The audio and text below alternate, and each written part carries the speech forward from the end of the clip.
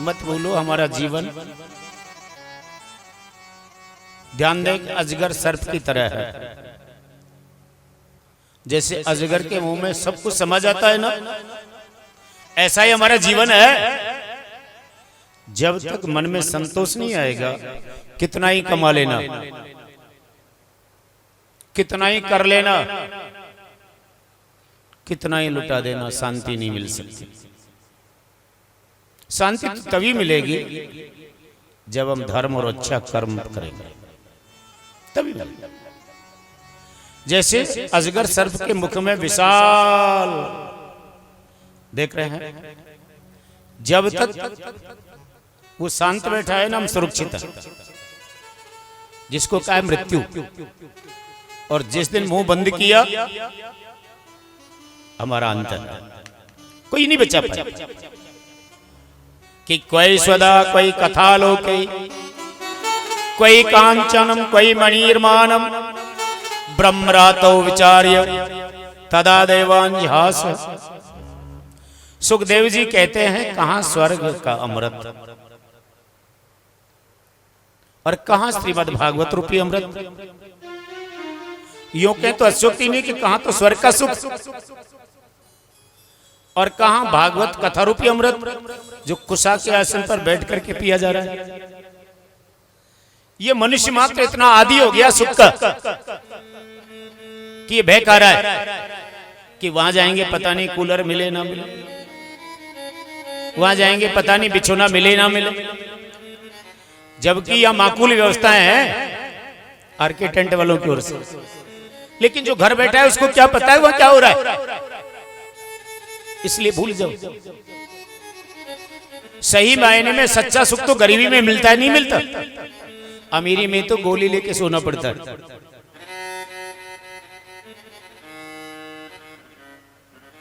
सच्चा सुख कहां मिलता है? गरीबी में। अमीरी में तो सब कुछ छोड़ना पड़ता है, मीठा नहीं खा सकते, घी नहीं खा सकते। और गरीबी में चाहे सूखी लाल मिर्च हो ना तो बड़ा आनंद आता है, नहीं? क्योंकि चबा जाता है, उस समय भूख होती है ना। कि पुनरपि जन्मम पुनरपि मरणम पुनरपि जननीन जठरेन शयनम। लेकिन मत भूलो ये स्वर्ग का अमृत पीने से तो तनिक सुख मिलता है। बड़ा सुंदर लिखा है कि पुनरपि जन्मम पुनरपि मरणम पुनरपि जननीन जठरेन शयनम।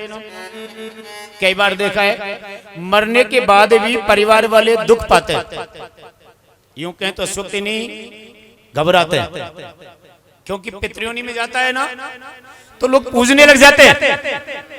अब बताओ आज तो कोई भोग लगा रहा है, कल लगाए ना लगाए, कल लगाए ना लगाए कौन कैसे। और आज ऐसा होता नहीं है। पितरों के लिए बड़ा सुंदर लिखा है कि हमारा 1 वर्ष और पितरों का 1 दिन बराबर होता है। यही कारण है कि हम साल में 1 बार पितृ तर्पण करते हैं। क्या करते हैं? भोग लगाते हैं। कई लोग तो हर मावस को ब्राह्मण जिमाते हैं, लेकिन सही मायने में तो हम साल में 1 वर्ष पिता की जब पुण्यतिथि आती है ना तो श्राद्ध निकालते ही नहीं निकलते। अब बताओ 1 दिन के श्राद्ध से पूरी साल का भोजन थोड़ी मिलता है। लेकिन सही मायने में 1 दिन भी अगर ढंग से हम श्राद्ध निकाल लें तो पूरे साल का भोजन मिल जाता है पितरों को। क्योंकि वेदों में लिखा है कि जब हमारा 1 वर्ष पूरा होता है ना, 1 वर्ष, तो पितरों का 1 दिन होता है। क्या होता है? हम हर साल निकालते हैं, वहां हर दिन भोजन मिलता है, लेकिन हम वो भी पत्नी के भरोसे छोड़ देते हैं जो हमारी गोद की भी नहीं होती। सैनी जी ध्यान देना, किसके भरोसे छोड़ देते हैं? सोनी साहब, पत्नी के भरोसे नहीं छोड़ते कि ब्राह्मण आ रहा है तो भोजन करा देना। वो क्या आपकी गोद की होती है? गोत्र की नहीं होती ना। और शास्त्रों में लिखा है पितृ तर्पण पितृ भोजन तो कुल के हाथ से होना चाहिए। किसके हाथ से होना चाहिए? कुल के हाथ से होना चाहिए। उस दिन तो बेटे को अपने हाथों से भोजन कराना चाहिए, ब्राह्मण को नहीं कराना। जोर से ताली बजाइए। लेकिन ये ज्ञान कहां से लाए? अब तो आंखें खुल जानी चाहिए। हम वेद पे बोल रहे हैं किसी को 7 दिन के अंदर शंका हो तो टाइम बहुत मिलता है, पूछ लेना।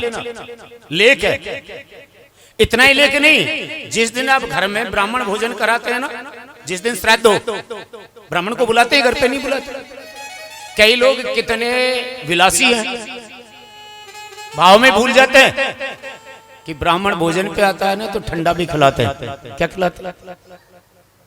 मायूस मत हो, ठंडा खिलाते हैं। कई लोग कचौरी मंगा लेते हैं कि पंडित जी को अच्छा लगेगा, आज मेरे पिता का श्राद्ध है। कई लोग कलाकंद मंगा लेते हैं, मिश्री मावा मंगा लेते हैं। ये भूल जाते हैं ये आज का नहीं है, कल का है। कब का है? ध्यान देना, ये आज का नहीं है, कल का है। और पितरों में केवल वही खिलाना चाहिए जो आज बनाया हो, बासा नहीं। कल का तो बासा हो जाता है, ठंडा तो घड़ी 2 घड़ी का होता है, नहीं होता। इसलिए वेदों में लिखा है, आप अगर सही में गरुड़ पुराण सुने ना तो लिखा है कि जब ब्राह्मण भोजन पर बैठे, जिस दिन पिता का श्राद्ध हो तो उसको आचार नहीं देना चाहिए, रामरस नमक नहीं रखना चाहिए। अब आप कहेंगे कि बिना नमक के भोजन कैसे करेगा? कब तक नहीं रखना चाहिए? जब तक ब्राह्मण उस थाली से 5 ग्रास ना भर ले, तब तक नहीं रखना चाहिए। जब तक उस थाली से, जो भोजन की थाली लगाई है ना अपने, 5 ग्रास जब तक ना भर ले, जब तक रामरस ना रखे, आचार ना दें, बाद में दे दे। लेकिन हम मनवार में रहते हैं ना, किस में रहते हैं? हम मारवाड़ी है ना, राजस्थानी है ना, खातिरदारी ज्यादा करते हैं ना। खिलाएं आप, इससे आपका भोजन सीधा पितरों को नहीं जाता। ब्राह्मण मुख अग्निमुख है। सही मायने में आप सही सोच रहे हैं कि पितरों का भोजन ही ब्राह्मण के मुख के द्वारा जाता है। ब्राह्मण भोजन करता है ना, तभी पितरों को शांति मिलती है। लेकिन भोजन कराने का तरीका तो होना चाहिए, नहीं होना चाहिए। और आज जो कथा में श्रोता कम आ रहे हैं, मंदिर खूब बनवा रहे हैं, गौशालाएं खूब चला रहे हैं, भंडारे भी लगा रहे हैं, लेकिन सत्संग से दूर क्यों हो रहे हैं? कारण तो होगा। बहुत पहले लिख दिया है, जैसो खाए अन्न और वैसो बने मन, जैसो पीवे पानी वैसी बोले बानी। अब सही बात बता देना, एक छोटा सा घर होता है, जब देवताओं को मना कर दिया आचार्य श्री ने कि आप भागवत कथा के पात्र नहीं है, तो देवताओं ने प्रश्न किया, ऐसा क्या है जो हमारे अमृत की तुलना आपके अमृत से नहीं हो सकती? सुखदेव जी ने कहा तराजू मंगाओ। जब तराजू के एक पल्ले में संसार के सारे धर्म ग्रंथों को रखा, उपनिषद ऋचाएं, यूं कहें तो अच्युत नहीं, कुबेर को बिठा दिया, जो दौलत का स्तंभ है, धन का कुबेर। और दूसरे पल्ले में केवलम भागवत, केवल भागवत को रखा। ध्यान दें, भागवत का पल्ला नीचा और सारे धर्म ग्रंथों के ऊपर हो गए। इसे सिद्ध हुआ कि जो आनंद, जो ताकत भागवत कथा रूपी अमृत में है ना, वो संसार के किसी भी अमृत में नहीं है। अमृत केवल कुछ समय के लिए जीवन दे सकता है, लेकिन भागवत कथा रूपी अमृत मरने के बाद भी पुनः मनुष्य नहीं देता है। क्या देता है? पुनः। अभी आप सुन रहे थे, पुनरपि जन्म पुनरपि मरणम पुनरपि जननी जठरेण से। इस 84 लाख के आवागमन से छुड़ा देता है, ये जन्म मरण से परे कर देता है। अब बताओ, एक ही सादे सब सदे, सब सादे सब जाए, फिर जगह जगह भटकने की जरूरत ही कहाँ है? एक ही जगह आ जाना चाहिए। पेड़ पकड़ विश्राम ले, धनी मिलेगो आए। तो फिर भागवत को तो सुनना चाहिए, नहीं सुनना चाहिए? और जितना लाभ कराने से नहीं होता, जितना सुनने से होता है। क्योंकि कथा कराते हैं ना हम, तो कभी मामो सा आ रहे हैं, कभी जीजो सा आ रहे हैं, कभी फूफो सा आ रहे हैं। नहीं आ रहे, हम उनके सत्कार में लग जाते हैं, उनकी मनवार में लग जाते हैं। भले ही पैसा हमारा लग रहा है, भले ही ब्राह्मण को हमने बुलाया है, लेकिन हमारा ध्यान बढ़ जाता है, नहीं बढ़ता, बढ़ जाता है। और यहां आकर के सार्वजनिक कथा में पूरा आनंद ले सकते हैं। जितना समय कथा में देना, भूल जाएं घर क्या हो रहा है, जितना समय देना, क्योंकि कथा 3 घंटे से 4 घंटे से ज्यादा नहीं होती। दिन रात में 24 घंटे होते हैं, क्या काम करने के लिए 8 से ज्यादा घंटे कोई काम करता है? 8-10 घंटे से ज्यादा कोई वर्क नहीं करता, मेहनत नहीं करता, थक जाता है। फिर यहां तो 4 ही घंटे का समय तो है, बस थोड़ा सा मैनेज कर ले समय। क्या कर ले? मैं ये नहीं कह रहा काम मत करो, काम तो करो, लेकिन आगे पीछे कर लो थोड़ा सा। जब पता है कि 1 से 5 कथा होनी है तो 1 बजे से पहले कर लो और 5 बजे के बाद कर लो, समय बहुत है। और थोड़ा सा मैनेज कर लिया ना तो जीवन ही बदल जाएगा। कि लघुन्यानि जातानि गौरवेणम इदम तदा ऋषिगणम सर्वे विस्मयम परम ययु। भागवत का पल्ला नीचा हो गया और समस्त वेद धर्म ग्रंथों का ऊपर हो गया। सुखदेव जी ने कहा देवताओं तो अब तो समझ में आ गया। देवता कहने लगे अब हमें क्या करना पड़ेगा कथा सुनने के लिए, जो हमें ये कथा रूपी अमृत मिल जाए। सुखदेव जी ने कहा अगर कथा रूपी अमृत पान करना है तो इस देव योनि का त्याग करना पड़ेगा। जिस देव योनि को पाकर के आप में कूट कूट की अपमान पैदा हो गया ना कि हम स्वर्ग में रहते हैं। एक बार मां पृथ्वी ने देवताओं से जाकर के कहा, बड़ी मार्मिक कथा है। मां पृथ्वी ने जिसको जगत जननी कहा है, इसी के कारण हम सब आनंद से रह रहे हैं। तो पृथ्वी ने देवताओं से जाकर के कहा स्वर्ग में कि देवताओं कुछ करो। देवता कहने लगे क्या हुआ? पृथ्वी ने कहा मेरे ऊपर पाप बढ़ गया है। आदमी पाखंडी, दुराचारी, व्यभिचारी, लोभी, दंभी, कपटी लोग पैदा हो गए। धर्म तो हो रहा है लेकिन अच्छा कर्म नहीं हो रहा है। धर्म तो हो रहा है, धर्म तो आज भी खूब हो रहा है, लेकिन जितना धर्म कर रहे हैं उससे ज्यादा पाप कर रहे हैं। कोई सुरापान कर रहा है, कोई मांसाहारी हो गया। अब बताओ, मांसाहारी लोगों से निवेदन है बुरा मत मानना, क्योंकि यहां तो वैष्णव धर्म का प्रचार हो रहा है। मैं मना नहीं करता, विरोध में नहीं खड़ा हूं। कितना सुंदर लिखा है कि हम कैसे देश में रहते हैं, कैसी संस्कृति में रहते हैं कि हमारे घर परिवार का कोई सदस्य जब प्राण त्याग देता है ना, सेठ जी, रामनिवास जी, जब प्राण त्याग देता है तो सूर्योदय से पहले पहले, सूर्यास्त से पहले पहले क्या कहते हैं, शमशान ले जाओ। रात भर नहीं रहना चाहिए, नहीं कहते। तो एक तरफ तो डेड बॉडी को हम गांव से बाहर ले जा रहे हैं, नहीं ले जा रहे। एक तरफ डेड बॉडी को गांव से बाहर ले जा रहे हैं, हम नहीं ले जा रहे। भाई कुछ तो होता होगा इसीलिए तो ले जा रहे हैं, बाकी घर में ही रख लेना। भाई कुछ अपशकुन तो होता होगा, शायद वो हमारे योग्य नहीं। अब 100 साल तो हम उसके साथ में रहे, चिपट करके बैठ करके मिलन किया, व्यवहार किया, और जब तन से प्राण निकल गए तो क्या करें, चाहे वो बाप ही क्यों ना हो, बेटा ही क्यों ना हो, जल्दी उठाओ ले जाओ। रात होने को है, जल्दी करो। और दूसरी तरफ उसी डेड बॉडी को घर के अंदर ला रहे। फर्क कितना है, ये मनुष्य की है जिसको जंगल में ले जा रहे।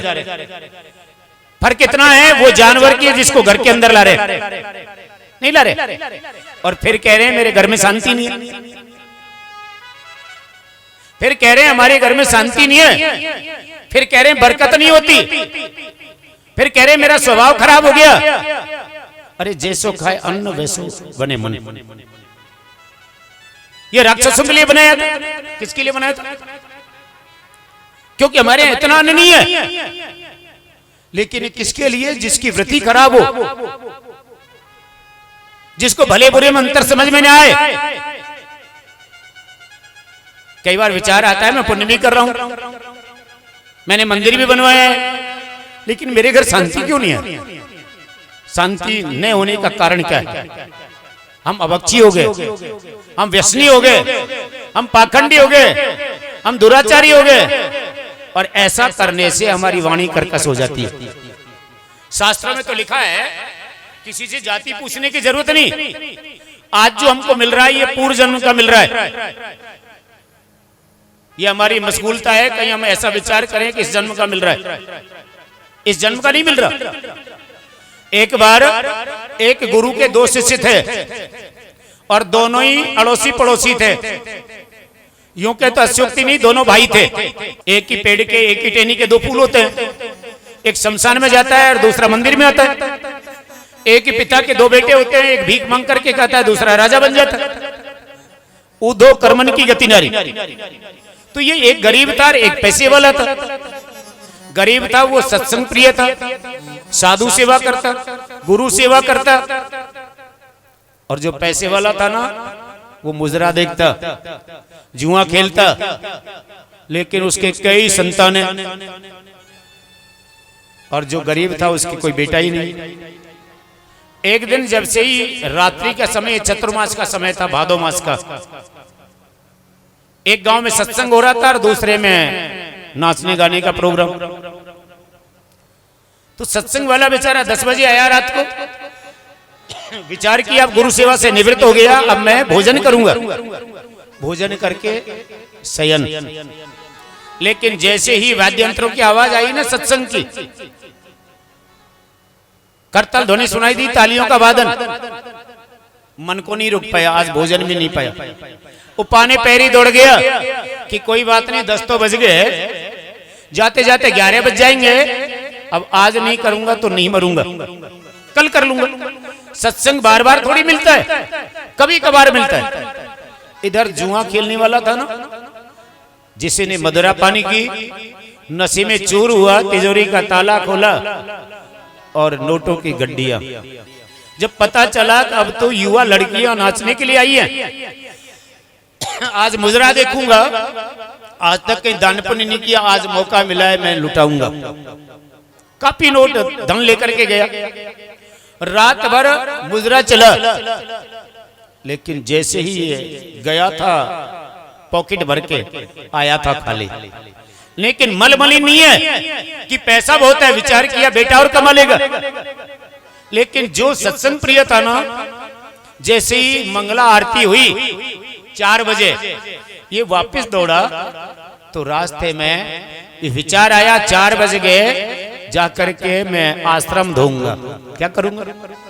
झाड़ू लगाऊंगा, कहीं देर ना हो जाए। रात्रि में रिमझिम बारिश हुई, कीचड़ बन रहा था, घास पैदा हो रही थी, और उस कीचड़ में पैर क्या रखा, नीचे से लोहे की कील चुभी। आवाज आ रही है? नीचे से पैर में लोहे की कील चुभी, ऊपर निकल गई, करा भी नहीं पाया। अब तो धरनी पर गिर के दिखाया। जुआरी सीधा घर नहीं गया, क्योंकि जुआरी जब जुआ खेल के आया ना, मुजरा देख के आया, तो रास्ते में लाल कपड़े में बंदेड़ी सोने की मोहरें मिली, 5-10 लाल कपड़े में बंदेड़ी, गांठ बंदेड़ी थी, लेकिन सोने की मोहरें थी। हृदय गदगद हो गया कि जितना खर्च किया उससे तो डबल मिल गया। बाबा जी को बताऊंगा कि तेरे मंदिर में कुछ नहीं है, तेरे प्रवचनों में कुछ नहीं है। देख, मैंने कभी नाम भी नहीं लिया, फिर भी पैसे में तो पैसा ही आता है। क्या आता है? पैसे वाला ही बनता जाता है। वो गांठ लेकर के गया और बताया। गुरुदेव ने पूछा, आज वो तेरा साथी नहीं आया? अब तो खिलखिला करके हंसा। क्या कहा? बाबा मुझे लगता है आज वो नहीं आ पाएगा, उसका आज अंतिम दिन है, क्योंकि वो बच ही नहीं पाएगा। उसके नीचे से कील चुभी है, ऊपर निकल गई, वो तो मरेगा। लेकिन जो भक्ति करता था उसके मन में एक टीस रह गई। जब चीख निकली ना, तो क्या निकला चीख में कि हे गोविंद, भले ही मैं मर जाऊं, लेकिन इतना समय देना, मैं गुरु आश्रम पहुंच जाऊं, गुरु शरण पहुंच जाऊं। अगर मैं गुरु आश्रम जाकर के मृत्यु हुई ना, तो मेरी मुक्ति हो जाएगी, मुझे साक्षी मिल जाएगा गुरु। और जिसका गुरु साक्षी हो, उसकी अधोगति कैसे हो सकती? तो ये लंगड़ाता गया। गुरुदेव को तो पहले ही बता दिया गया था, लेकिन गुरु तो गुरु होते हैं, देखते हैं। ईश्वर फटे को और फाड़ते हैं। परीक्षा पूछा, बेटा क्या हुआ आज इतनी देर से? पहले तो बोला नहीं, लेकिन गुरुदेव जी ने पुनः कहा कि मुझे बताओगे नहीं? क्या कहा? प्रभु आप तो सर्व ज्ञानी, आपसे मैं क्या छुपा सकता हूं? आप मर्म को जानने वाले हैं, और वो गुरु नहीं होता जो शिष्य को ना पहचान पाए। इसलिए मैं आपके सामने क्या बखान करूं? मैं इतना कहूं कि जो हुआ अच्छा हुआ, जो होता है अच्छा होता है, और जो होगा वो भी अच्छा ही होगा। मेरे आज कील चुभ गई, लगता है मेरी मृत्यु होगी, पर अब भले ही मैं मर जाऊं, क्योंकि मुझे मेरी मंजिल मिल गई। क्या कहा? इसलिए मेरे मन में मरने से पहले एक प्रश्न पैदा हो गया कि एक बात बताओ, अगर इसी प्रकार से चलता रहा ये संसार, मंदिर सूने हो जाएंगे, गुरु की महिमा मिट जाएगी, ब्राह्मण का आदर बंद हो जाएगा, फिर कौन मान पाएगा ईश्वर भी है? आखिर भक्ति करते हानि क्यों होती है? मेरे मन में प्रश्न है। अगर संभव हो तो आप मुझे अवगत कराएं। गुरुदेव ने विनम्र भाव से कहा, बेटा आज तूने मतलब की बात पूछी है, मैं जरूर बताऊंगा। देखो ये कह रहा है ना कि पैसे में पैसा आता है, मैंने कभी अच्छा नहीं किया, लेकिन फिर भी मुझे ईश्वर ने दिया। ये बड़ा पागल है। अगर सही मायने में देखा जाए तो तेरा पूर्व जन्म इतना खराब निकला, तूने इतना पाप किया, कभी धर्म और अच्छे कर्म पर ध्यान नहीं दिया। आज तेरी मृत्यु लिखी थी। क्या लिखी थी? आज तेरी मृत्यु होनी थी, लेकिन इस जन्म में आकर के तूने गुरु चरण में सेवा दी, सत्संग में भाग लिया। यही कारण उस सत्संग ने, उस गुरु सेवा ने तेरी मृत्यु को टाल दिया। थोड़ा कष्ट जरूर मिला, अब तू मरेगा नहीं, अब तू मरेगा नहीं, अब जीवन में तेरे खुशियां हैं। और ये कह रहा है कि मैंने अच्छा नहीं किया, फिर भी पैसा मिल रहा है, फिर मैं फल रहा हूं, फूल रहा हूं। तो पहले ये इतना बड़ा पुण्यात्मा था, इतना बड़ा धर्मात्मा था, इतना सेवा भावी था। अगर ये इस जन्म में पाप नहीं करता ना, तो आज इस क्षेत्र का राजा होता। क्या होता? अब केवल इतना सा पुण्य बचा है, ये 5 मोहरें मिली है। और बेटा तू जाने रखेड़ो तो खर्च होए, ये 5 मोहर तो इसकी आदत के अनुरूप एक दिन की भी नहीं है। कितनी? ये तो जुआरी है, एक दिन की भी नहीं है। तो मत भूलो कि जो हम कर रहे हैं उसका मिलेगा नहीं। मत भूलो कि आज जो मिल रहा है वो पूर्व जन्म का मिल रहा है। हमारा बेटा जब नौकरी लगता है ना, चाहे वो सिविल की हो, चाहे वो स्टेट की हो, सेंटर की हो, पहले दिन तनख्वाह कोई नहीं देता। देता है? बताओ। महीने भर बाद मिलती है। कितने दिन बाद मिलती है? 29 दिन बाद मिलती है, 30 दिन बाद मिलती है, किसी को तो 5 तारीख तक मिलती है, किसी को 10 तक मिलती है, नहीं मिलती। तो बताओ, हम आज का आज चाहते हैं? क्या संभव है? और लेना भी नहीं चाहिए, क्योंकि आज का आज मिल गया ना, तो फिर हम आगे कुछ नहीं कर पाएंगे, क्योंकि पागल हो जाएंगे।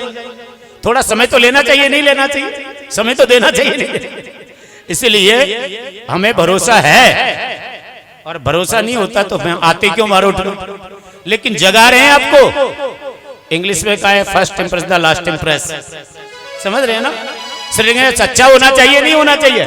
तो श्री गणेश तो कच्चा हुआ, लेकिन हम कहते हैं लास्ट अच्छा ही होगा। जोर से ताली बजाएं, पक्का ही होगा। और कदी कदी तो गाड़ रासो, कदी कदी तो गाड़ रासो, सिक्के हार जावे, समय को भरोसो कोनी कद पलटी। राधे राधे सम सम, राधे राधे राधे राधे राधे राधे राधे राधे।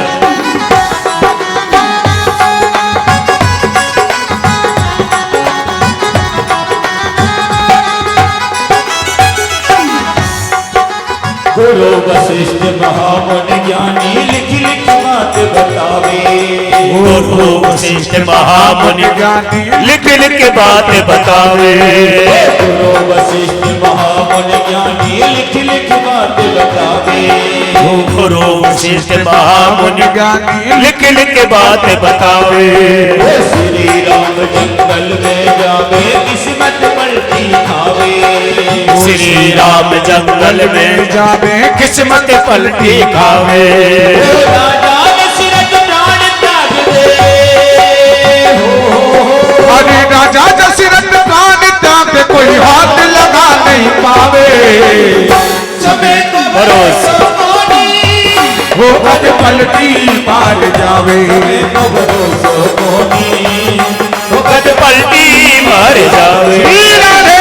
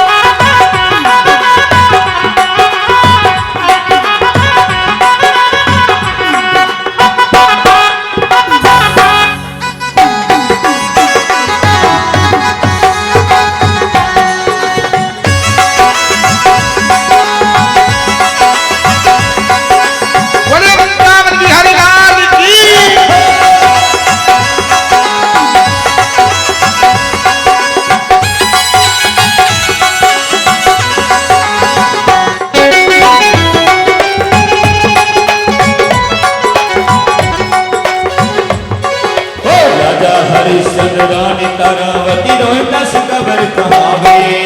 राजा हरिश्चंद्र रानी तारावती रोहित कुमारी कहावे। राजा हरिश्चंद्र रानी तारावती रोहित दस कबर कहावे।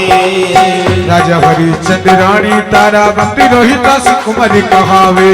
और ऐसो खेल जो मेरा दाती नहीं बिकवा जावे। अरे ऐसा खेल रचो मेरे दाता तीनों ही बिकवे जावे। और ऐसो खेल जो मेरा दाती नहीं बिकवा जावे। ऐसा खेल रचो मेरे भगवान तीनों ही बिकवे जावे। और एक हरिजन एक ब्राह्मण घर। एक हरिजन एक ब्राह्मण घर। एक को बराबर जावे। हरिओम समय को भरोसे कद पलटी हार जावे। समय को भरोसे तो कद पलटी हार जावे।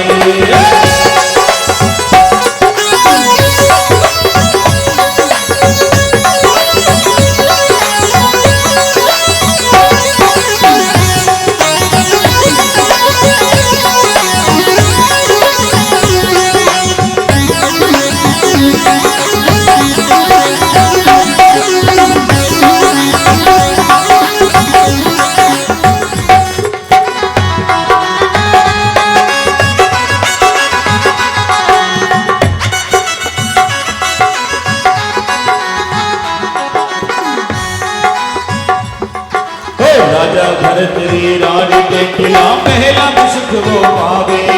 अरे राजा वो महिला में सुख पावे। राजा भरत री रानी के खिला महिला में सुख पावे। राजा भर तेरी रानी पिंगला महिला में सुख पावे। और शिकार खेल राजा भरत री जंगल माही जावे।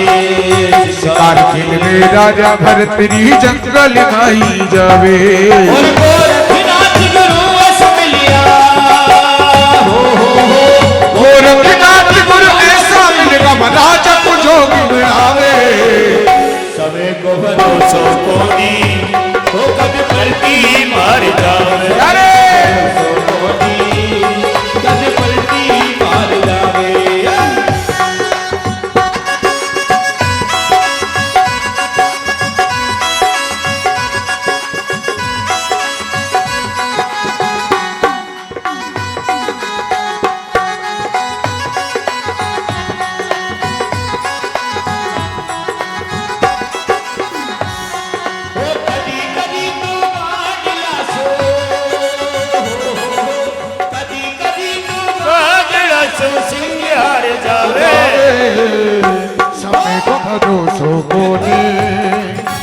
पलटी मार जावे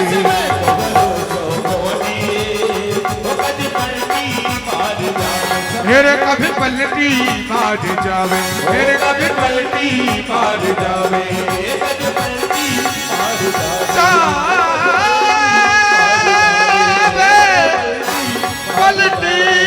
मार जावे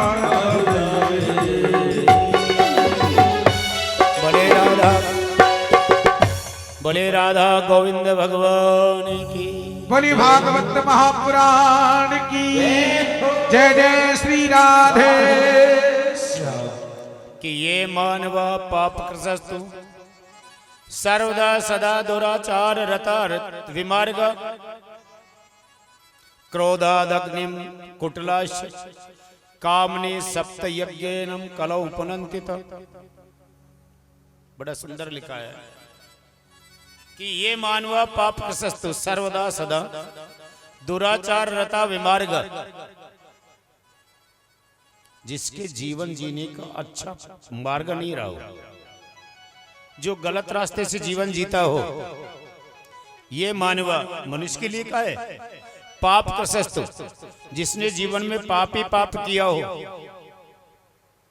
सर्वदा सदा दुराचार रता, जिसने अनाचार किया हो, क्रोधादग्नि कुटलाश, जो हमेशा क्रोध में ही रहता हो, कुटलाश जिसकी वाणी कड़वी हो, समझ में आ रहा है, जो किसी के मन को नहीं भाती हो, कामनी जिसके जीवन में केवल और वासना ही वासना भरी हो, सप्ता यज्ञ कलोपनंति, जिसने जीवन में कभी प्रभु का नाम नहीं लिया हो, अगर एक बार वो भागवत सुन ले तो भागवत में लिखा है उसके सारे पाप छूट जाते हैं। इतना बड़ा, जैसे कल आप सुन रहे थे कि क्रोध बस अपनों को मार दे, अग्नि में जले जाए, जल में डूब जाए, किसी को मार दे या खुद मर जाए, विष खाए। अगर 1 वर्ष पहले वो जीव जाता है ना, तो भागवत में लिखा है वो 40 वर्ष पितृयोनि पाता है। कौन सी योनि? पितृयोनि। और पितृयोनियों में बहुत प्रकार है, कहीं वो सर्प बनता है, कहीं वो बैल बनता है, कहीं वो पुत्र भी बनता है। कई बार कहते हैं समय से पहले जाता है तो ये ऋणी था, क्या कहते हैं कि मैं इसका कर्जवान था, जो पढ़ा लिखा के बड़ा किया और फिर चला गया, पितृ बनता है। समझ रहे? इसलिए कभी भी जल में नहीं डूबे, कोशिश करें बचे, एक्सीडेंट ना हो, बचे। पहले दिन बता चुके हैं कि ये सब क्यों होता है, हमारे कर्मों के आधार पे होता है। हम जब गलत कर्म करते हैं ना, तभी हमारा मन विचलित होता है, तभी हमको क्रोध आता है, तभी हमको वासना सर चढ़ती है, हम भूल जाते हैं सामने बेटी है, एक बहन है, एक माँ है। ये कर्मों के आधार पर है। और जब ऐसा होने लगे तो मान लेना चाहिए कि मेरे कर्म अच्छे नहीं है, अब मुझे कुछ करना पड़ेगा। और वो करने का उपाय है कथा यज्ञ। क्या है? साप्ताहिक भागवत यज्ञ। करा नहीं सकते, सुनने तो आ सकते, क्योंकि इसका श्रवण, मनन, पठन भक्ति प्रदाता है। तीनों से ही लाभ होता है, सुनने से भी लाभ होता है, पढ़ने से भी लाभ होता है, और कराने से भी लाभ होता है। आज ऐसे समय में, क्योंकि जिस मनुष्य ने जीवन में कभी सत्कर्म नहीं किया हो, जो हमेशा दुराचार पारायण रहा हो, जिसकी मनोवृत्ति हमेशा क्रोध की रही हो, जिसने हमेशा ही पाप किया हो, अगर इसके द्वारा मार दिया जाए या ये खुद मर जाए तो निश्चित जीव की अधोगति होती है। अब प्रश्न आता है अधोगति का उपाय क्या है? एक बार तुंगभद्रा नदी के तट पर कि तुंगभद्रा तटेन पूर्वान भूतस्य यत्र वर्ण स्वधर्मेण सत्य कर्मम तत्पर। तुंगभद्रा नदी के तट पर एक सुंदर नगर था जिसका नाम है उत्तम नगर। यूं के तो अत्युक्ति नहीं, उसको नंदीग्राम भी कहा है, जहां भगवान शिव की तपस्या की नंदी ने। और इस गांव में रहने वाला एक ब्राह्मण है, उसका नाम है आत्मदेव। क्या नाम है? अगर आत्मदेव की व्याख्या की जाए तो क्या है? जिसकी आत्मा में देववृत्ति हो, जो हमेशा दया भाव रखता हो, जो नीति निपुण हो, जो सन्मार्गी हो, जिसके हृदय में प्रेम करुणा अथाह भरी हो, थोड़ी बहुत नहीं, अथाह, जो कभी किंचित विचार भी नहीं रहता वो बुरा करने का। किंचित विचार हम तो कर ही देते हैं। ध्यान दें, आत्मदेव कौन है? तो शास्त्रों में कहा है कि विप्र को कैसा होना चाहिए, नहीं कहा। और आज थोड़ी सी दक्षिणा अगर पूरी ना मिले तो गुस्सा तो आ ही जाता है, नहीं यार? लेकिन जायज भी है, क्योंकि सामने वाला ध्यान ही नहीं दे पाता। आज यहां ऐसे समय के अंदर सूत जी कहते हैं इस आत्मदेव ब्राह्मण की शादी और जिस ब्राह्मण बेटी से हुई ना, उसका नाम है धुंधली। नाम धुंधली जरूर है, लेकिन रूप अति सुंदर है। नाम तो हो सकता है, काम थोड़ी होता है सबका ही। ध्यान दें, जैसे शादी हुई, आत्मदेव ने विचार किया पहले मैं अकेला था, अब दो हो गए, हो सकता है कल दो के चार भी हो। और वेदों में लिखा है मनुष्य जीवन जीने के 4 वर्णाश्रम हैं। पहला है ब्रह्मचर्य, यूं कहें तो उसको बालापन कहते हैं। दूसरा है गृहस्थ, तीसरा वानप्रस्थ और चौथा संन्यास। जैसे कल आप सुन रहे थे कि सतयुग में मनुष्य की उम्र 1 लाख वर्ष, त्रेता में 1 शून्य अटी 10,000 वर्ष, द्वापर में 1 शून्य फिर अटी 1000 वर्ष, कलयुग में 1 शून्य फिर हट गई 100 वर्ष बच गई। सही मायने में शास्त्रों में लिखा है कि मनुष्य की उम्र तो 25 वर्ष ही थी, लेकिन जब धर्मराज का बंटवारा हो रहा था ना, ध्यान दें, उम्र का डिवाइडेशन, एक वृषभ बैल चला आया। ये बूढ़ा बैल था बेचारा। ये मनुष्य को जो 25 वर्ष उम्र दी, तो बैल ने कहा ठाकुर मेरे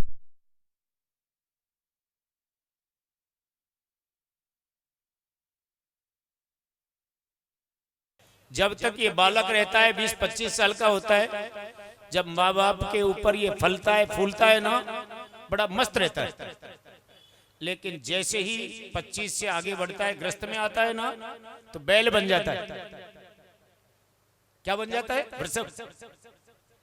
ध्यान दें, ये बोझा ढोते ढोते पागल हो जाता है। और जब वृषभ की उम्र खत्म होती है, श्वान की आती है ना, फिर उस ग्रस्त को पाने में इतना इसको स्वाद आता है, जिसको यूं कहें तो आनंद है। उस सुख की तृष्णा में पता नहीं है कितने बड़े बड़े गलत काम कर जाता है। ये भूल जाता है कि मैं जिनके लिए कर रहा हूं वो मेरे काम आने वाले नहीं है। ये जैसे ही पिछेत्र ढलता है, उल्लू बन करके बैठ जाता है। अब तो देखने लग जाता है, कुछ कर तो नहीं पाता।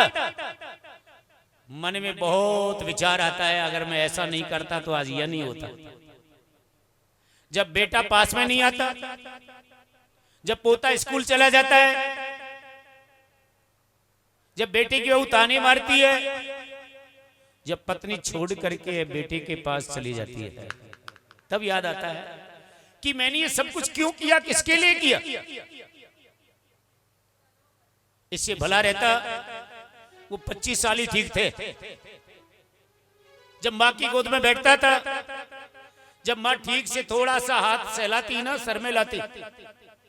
एक कवि कहते हैं, बड़ा सुंदर बताया है कि जब माँ बेटे के हाथ पर सर फेरती है ना, आप सब जानते हैं, तो शायद बाल बढ़ते हैं, नहीं बढ़ते।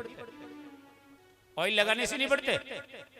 बड़े बुजुर्ग भी हैं, युवा भी सुन रहे हैं कि माँ जब सर पे हाथ फेरती है तो इस बालक के बाल बढ़ते हैं, और जब पत्नी, फिर तो शायद सारे निकल जाते हैं, नहीं निकलते, एक भी नहीं बच पाते। इसलिए सच्चा आनंद तो माँ की गोदी में आता है, नहीं आता। सच्चा आनंद तो माँ की सेवा में आता है, नहीं आता। लेकिन पता नहीं ये कैसे भूल जाता है, कितना जल्दी भूल जाता है। इसीलिए कहा है कि भूलिए ना अनगिनत उपकारों को जो माँ बाप ने किए ना हमारे ऊपर, भूल गए ना अनगिनत उपकारों को जिनका हम कर्ज नहीं चुका पाते। जिन्होंने करी इनकी सेवा उतरते भव पा रहे हैं, जिनने दुखाई आत्मा वो डूबते मझधार है। माता पिता गुरु ब्राह्मण की सेवा किसके भाग्य में लिखी है? क्या लिखी है? चाह करके भी नहीं कर सकते। जैन धर्म में आपने देखा होगा, जब जैन मुनि आते हैं ना, चाहे वो आदरणीय श्री श्री 1008 जो आज दुनिया में नहीं रहे, तरुण सागर जी हो, चाहे पुलक सागर जी हो, लोग दरवाजे पर खड़े हो जाते हैं आतिथ्य भाव लेकर के स्वागत कक्ष के लिए, लेकिन वो घर के सामने से निकल जाते, नहीं आते, नहीं आते, क्योंकि बिना भाग्य नहीं पा सके या भली वस्तु को भोग। इसलिए मारवाड़वासियों को फिर जगा रहे, आप बड़े भाग्यशाली हैं जो श्रावण मास में और भागवत सुनने को मिल रही है। बाकी श्रावण मास में तो चला करके बुला करके लाए, तब भी सहज कोई नहीं आता। लेकिन अभागी लोग आज भी सामने से गुजर जाते हैं, लेकिन अंदर नहीं आ पाते, क्योंकि बिना भाग्य नहीं पा सके या भली वस्तु को भोग। दाग पके जब काक के होत कंठ में रो, बिना भाग्य थोड़ी मिलता है। कई जन्मों के जब भाग्य उदय होते हैं तब कहीं कथा सुनने को मिलती है, फिर कराने का शुभ अवसर। हम बार बार आगाह कर रहे हैं, 1 घंटे के लिए पूजन पे आ जाओ। जिन लोगों को आज 1 घंटे का समय नहीं है ना, कभी तो घर में ऐसा समय आया होगा, आ जाता है। जब घर परिवार का सदस्य कोई हॉस्पिटल में होता है तो हम 4 महीने भी निकाल देते हैं, हॉस्पिटल में नहीं निकालते। जब वेंटिलेटर पे होता है ना, तो महामृत्युंजय कराने के लिए उसी समय वहीं बिठा देते हैं, ब्राह्मण नहीं बिठाते। क्या उसी समय का इंतजार तो नहीं कर रहे हम लोग? इसीलिए कहा है कि जो पहले कमा के रख लेगा तो बाद में दुख नहीं पाता। पता है, बताओ? और बढ़िया का बेटा तो पहले कमा के रख लेता, नहीं करता। उसको पता है शादी होगी तो खर्चे भी होंगे, नहीं होंगे, रखना चाहिए, नहीं रखना चाहिए। जमींदार तो छोटे छोटों की शादी कर देते थे, दुख पाते थे, लेकिन महाजन अग्रिम बुद्धि बढ़िया। और यहाँ तो बहुत घर हैं महाजनों के, चाहे वो माहेश्वरी हो, चाहे अग्रवाल हो, चाहे जैन धर्म स्वावलंबी हो। महाजन तो महाजन होता है, नहीं होता, सेठ तो सेठ होता है। फिर कम से कम उनको ये ध्यान देना चाहिए कि जब हमारे यहाँ आए गए तो अब सेवा तो करनी है, नहीं करनी है। चतुर्मास चल रहा है, ये पुण्य का महीना है, लाभ लेना चाहिए, नहीं लेना। इसलिए कोई बात नहीं, हुआ जो तो भूल जाएं। अब जो बचड़ो समय अब तो जाग जाएं कि बीती ताय बिसार दे आगे की सुधले। मेरे ठाकुर कहते हैं, ऐसे समय के अंदर बड़ा सुंदर प्रसंग चल रहा था कि जब तुंगभद्रा नदी के तट पर आत्मदेव ब्राह्मण, जिससे पहले माँ भक्ति ज्ञान और वैराग्य, कौन? माँ भक्ति ज्ञान और वैराग्य। एक बार माँ भक्ति जो द्रविड़ देश में जन्म हुआ, गुजरात मालवा होती वृंदावन धाम की ओर आई ना, जिस माँ को वृद्ध होना चाहिए वो तरुण हो गई, और जिन बालकों को तरुण होना चाहिए वो वृद्ध हो गए। यूं के तो सुक्त नहीं, अचेत हो गए। उनको अपना ही पता नहीं था कि हम कहाँ हैं, किस दशा में हैं। तो माँ अपने दोनों पुत्रों को लेकर के गंगा के तट रुदन मचा रही थी। इधर से नारद जी आते हैं और नारद जी ने आकर के भक्ति से पूछा, मां, हे देवी, हे स्वामिनी, हे भक्ति, इसमें आपका दोष नहीं है, ये समय का प्रभाव है और समय ने किसी को नहीं बख्शा। कलयुग लगने वाला है और कलयुग की वृत्ति है कि कलयुग में सत्य, धर्म और दया तीनों ही लुप्तता की ओर जाएंगे। केवल वहां और वहां भक्ति का तांडव रहेगा। आज देखते हैं भक्ति नाम पर केवल रात्रि जागरण होते हैं। पहले सत्संग होता था, सत्संग कोई नहीं करता। पहले तो सोरठ, मलार, आज कोई सुनना ही पसंद नहीं करता। आज तो केवल और केवल जागरण होता है, वाद्य यंत्रों की आवाज आती है। यहां बैठ करके कहना उचित नहीं होगा, बाकी आज के जागरणों में क्या होता है ये दुनिया जानती है, नहीं जानती। बताओ, यहां बैठ करके कहना उचित नहीं है, न्यायोचित नहीं है। बाकी आप सब जान रहे हैं कि आज रात्रि जागरण में क्या होता है। 10-11 बजे तो प्रारंभ होता है, 12 बजे पूर्ण हो जाता है। इधर मदरा, इधर नाच गान। फिर बताओ, भगवान के तो 2 नाम भी नहीं आते, लेकिन हमें बाहिर संतुष्टि मिल रही है कि मैंने जागरण करा दिया। आपने कभी तीर्थ यात्रा में देखा होगा, पद यात्रा जैन धर्म में जब होती है तो सुमरणी हमेशा हाथ में होती है, मुख पर डाटा लगा रहता है। सही मायने में तो मंत्रों का उच्चारण होठों से बाहर नहीं जाना चाहिए। समझ रहे हैं आप? प्रभु स्मरण तो अंतरात्मा से होता ही नहीं होता। और आज जब खड़श्याम जी की यात्रा होती है, जीण माता की यात्रा होती है, तो डीजे के आगे इतना गुब्बार निकलता है। फिर कह रहे हैं मैं पद यात्रा में जा रहा हूं, फिर कह रहे हैं मैं यात्रा में जा रहा हूं। यात्रा पद यात्रा नहीं है, वो सोच भले ही आपकी, वो वेद नहीं मानी। क्योंकि व्रतों में मौन व्रत सबसे महान व्रत होता है। अगर आप प्रभु स्मरण कर रहे हैं तो आपको एकाग्रता होनी चाहिए, नहीं होनी चाहिए। और एकाग्रता कहां? एकाग्रता को तो खंडन किया जाता है, वहां पद यात्राओं में नहीं किया जाता, खंडन किया जाता है। क्योंकि इतने जोर से ढोल नगारे बजते हैं, इतने जोर से नृत्य होता है, जाने दें। लेकिन वहां हम अच्छा धन लगाते हैं। यूं कहें तो बुराई नहीं, अच्छा मन लगाते नहीं लगाते, बहुत मन लगता है वो। और जब सत्संग होता है, जब मौन व्रत होता है, किसी को अच्छा ही नहीं लगता। जब कथाएं होती हैं तो मन को ही नहीं बती। पता नहीं हम कैसी सोबत में रहते हैं, कैसी संगत में रहते हैं। बाकी ध्यान दें, एक बार एक नागा संप्रदाय के साधु थे। कौन थे? नागा संप्रदाय जानते हैं? यूं कहें तो निर्मोही थे और इनकी यहाँ नरसिंह पूजा थी। सभी देवों की पूजाओं में नरसिंह पूजा बड़ी कठोर है। तनिक भी अगर कहीं गलती होती है ना तो माफ नहीं करते, क्योंकि उस समय वो आवेश में होते। और आवेश में कोई माफ करता है क्या? किसी को बताओ, नहीं करता ना।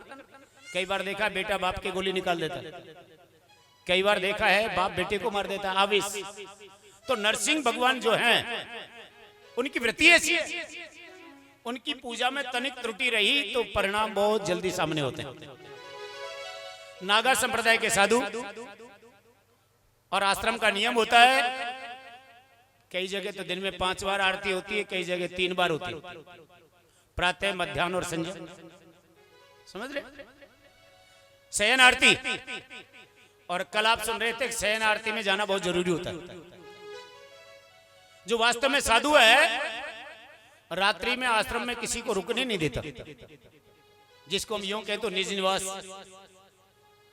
जो अपनी जगह होती है भजन करने की, वहां कौन रुकने देगा? तो रात्रि 9 बजे जैसे ही संध्या आरती हुई, सारे लोग जानते थे कि बाबा नागा हैं। दिन भर तो हलचल रहती है, चहल पहल रहती है, लेकिन रात को तो ये एकांत और शांत हो जाते हैं। मंदिर के ताला लगाते हैं, क्योंकि वेदों में लिखा है जब संसार जागता है तो साधु सोता है, और जब साधु संसार सोता है तो साधु जागता है।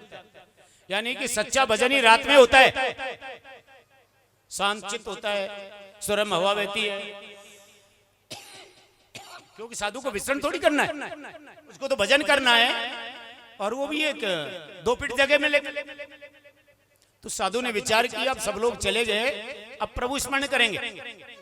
लेकिन जैसे ये पटबंद करने आए ना, तो एक चोर बढ़ गो। वो आएगो, आवाज नहीं आई। आश्रम में चोर अंदर आ गया। बाबा जी ने देखा आज तक तो कोई आरती के बाद मंदिर में नहीं रहता था। पूछा भैया तू कौन है? चोर ने धीरे से कहा बाबा ने धीरे बोलो मैं चोर हूं।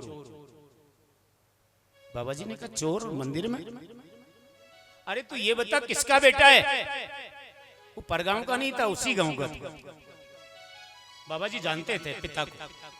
जब पिता का नाम लिया समझ गए कि ये तो कुलीन चोर है। लेकिन जिससे पहले चोर ने कहा बाबा मैं चोर, मेरे पिता चोर, मेरे दादा चोर, और मंदिर में आने के पीछे कारण है कि मेरे पीछे प्रशासन है, क्योंकि हम नामी चोर हैं और मंदिर सुरक्षित जगह है। आप सबको पता है कि आप 9 बजे बाद किसी को नहीं रुकने देते, इसलिए मैंने इस मंदिर को आज रात का ठिकाना बनाया है। मैं आज रात यहीं रुकूंगा। लेकिन बाबा जी ने कहा क्या तू नहीं जानता मैं निर्मोही हूं, मैं नागा हूं, मैं किसी को नहीं रुकने देता, भले ही मेरे प्राण चले जाएं। बाबा जी ने अब तो चोर कह बोले कि बाबा मैं नहीं चाहता कि तेरे प्राण जाएं, क्योंकि आप साधु हैं और मैंने आपको जन्म से देखा है, पहली बार थोड़ी देखा है, इसलिए मेरे मन में बड़ी दया आ रही है। आप चुप हो जाओ, बाकी मैं चुप कराना भी जानता हूं। क्या कहा मैं नहीं जाऊंगा? बाबा जी ने कहा बेटा तू चलो जा, बड़े प्यार से समझाया। चोर ने कहा बाबा मैं बताऊं ना, आज तक मैंने कभी सत्य नहीं बोला, पहली बार सत्य के लिए मुंह खोला है, क्योंकि तू बाबा जी है और ये मंदिर है। मैं दुनिया में झूठ बोल सकता हूं, लेकिन साधु से और भगवान से नहीं। इसलिए मैं सत्य बताऊं, सवेरे चला जाऊं, लेकिन रात तो यही बिताऊं। दोनों में काफी जिरे बहस हुई, समय बीता, आखिर बाबा जी को झुकना पड़ा। पूछा बेटा एक बात बता, सवेरे तो चला जाएगा ना? मैं ताला लगाऊं? लेकिन चोर ने बाबा जी का हाथ पकड़ लिया। बाबा आज आप निश्चिंत हो जाएं, आज ताला लगाने की जरूरत नहीं, क्योंकि आप क्या इतने भोले हैं कि चोर के हाथों में ताली आ जाए तो फिर चोरी कौन कर पाए। आज मैं पहरा लगाऊंगा और मेरे होते हुए इस मंदिर में कोई नहीं आ सकता। बाबा जी भयभीत हो गए, क्योंकि जब बाबा जी ने मना किया तो चोर ने हाथ उठाया। क्या बाबा या तो शांत हो जाओ, नहीं मैं गला दबाऊंगा। बाबा जी जान गए, जान बच्चियों लागू पाई। भाई मरने से भला है इसको छोड़ दिया जाए। बाबा जी हमेशा जिस क्षेत्र में रहते हैं ना, उस क्षेत्र के निवासियों के लिए भगवान से प्रार्थना करते हैं जब जब भी वो ईश्वर का नाम लेते हैं कि सर्वे भवन्तु सुखिनः निरामय। जिस क्षेत्र में मैं निवास कर रहा हूं वहां किसी प्रकार का लोगों को कष्ट नहीं होना चाहिए। मेरा भजन उनके लिए काम आना चाहिए। मैं उन्हीं के लिए कर रहा हूं, क्योंकि मेरे परिवार नहीं, मेरा कोई व्यवहार नहीं, मेरा कोई लोकाचार नहीं। और सच्चा जीवन तो वही है जो दूसरों के लिए जिया जाए, अपनों लिए नहीं। सच्चा जीवन क्या है? जो दूसरों के लिए जिए, अपने लिए नहीं। और आज तो ये प्राणी अपने लिए भी नहीं जीता, अपने लिए भी नहीं जीता। पता नहीं इतने खोटे कर्म करता है, 10 साल 20 साल में चला जाता। पैसा भले ही कितना ही कमाता है, अपने लिए जीना तो वो जीना है, कम से कम 100 वर्ष तो जिए, कम से कम 100 वर्ष तो जिए। और 100 वर्ष तभी जी सकते हो जब आप किसी को जीने दोगे, तभी जी सकते हो जब जीने दोगे। और जब आप उत्पात मचाओगे तो शत्रु कितने होंगे पता नहीं, कब मारे जाओ। शांति परम सुखम, शांति से बड़ा सुख नहीं है। सूत जी कहते हैं आज बाबा जी है ना, जाड़े के दिन थे, उगाड़ा बदन था, नागा थे ना, लंगोटी भी नहीं थी। अब तो मंदिर की ओर पीठ करके बैठ गए ठाकुर की ओर, और चोर की ओर मुंह कर लिया। एक ही नजर है, गोविंद से प्रार्थना कर रहे हैं, ये चोर कब जाएगा।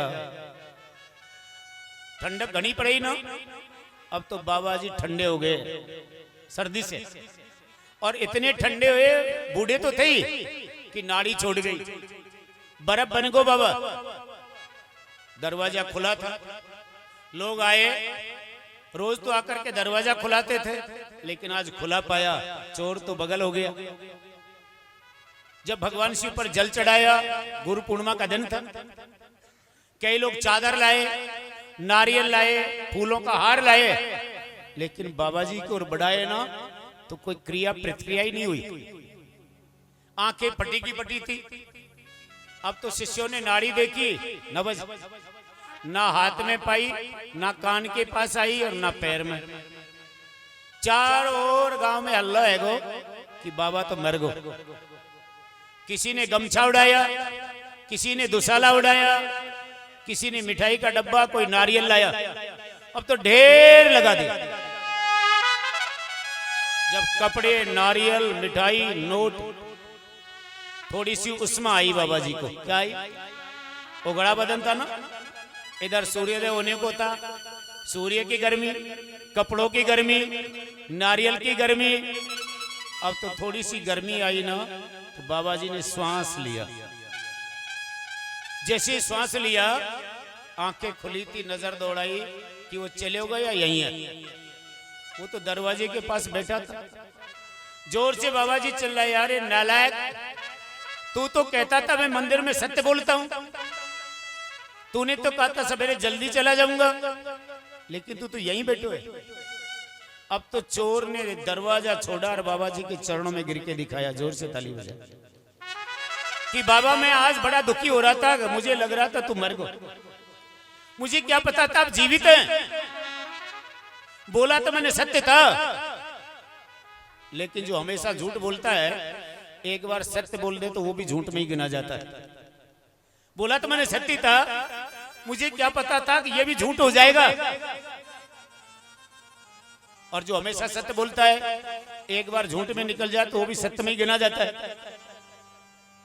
क्या पता प्रभु को क्या मंजूर है, लेकिन आज मुझे सत्य का पता चल गया है कि मैंने चोरी की, मेरे पिता ने चोरी की, मेरे दादा ने चोरी की। कभी एक रात बैठ करके सारा परिवार हमने विचार नहीं किया, ना सगे के गए, ना सगे को बुलाया, और बुलाया तो मिल नहीं पाया। जिस संतान को जन्म दिया, कभी 2 मिनट नहीं सहलाया माता, क्योंकि हम पैसे के चक्कर में इतने पागल हो गए, कभी इस घर कभी उस घर दौड़ लगाई। पता तो आज चला है कि सच्चा सुख तो फकीरी में है। क्या है? सच्चा सुख तो फकीरी में। तूने कभी मंदिर छोड़ करके बाहर पैर नहीं रखा। जीवित को तो पता नहीं क्या क्या होता होगा, लेकिन मरने के बाद भी मैंने देखा, लोगों ने जब ये देखा कि बाबा जी मर गए, तो नोट उड़ा रहे हैं, दुसाला ला रहे हैं, नारियल चढ़ा रहे हैं, इत्र डुला रहे हैं, इतना ही नहीं डोली सजा रहे हैं। ये तो मेरे परदादा को भी नहीं हुआ। इसलिए सच्चा आज पता मुझे चला है कि जो आनंद भजन में है ना,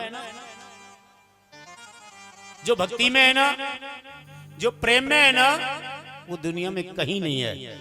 इसलिए आज से आप मेरे गुरु बन जाओ, मैं तो बाबा जी बनकर जीवन बिताऊंगा, तेरे आश्रम में भजन करके दिखाऊंगा। अब मैं ये चोरी चुगली सारी छोड़ करके निवृत्त हो पाऊंगा। इसलिए ध्यान दो, सत्संग की एक घड़ी भी मिल गई ना, तो जीवन की दिशा और दशा दोनों ही बदल जाती है। लेकिन वो घड़ी को हम एकाग्रचित्त होकर के पाए, ध्यान लगा करके सुने, तभी तो आनंद आएगा। 2 मिनट प्रभु का कीर्तन गाएं। माँ भक्ति को नारद जी ने चतुर्थ श्लोकीय भागवत सुनाई। इसी चतुर्थ श्लोकीय भागवत से ज्ञान भक्ति वैराग्य का दुख दूर हुआ। इन्होंने स्वयं नारद जी के साथ भजन किया। अब प्रश्न आता है अजामिल उपाख्यान, जाने दें।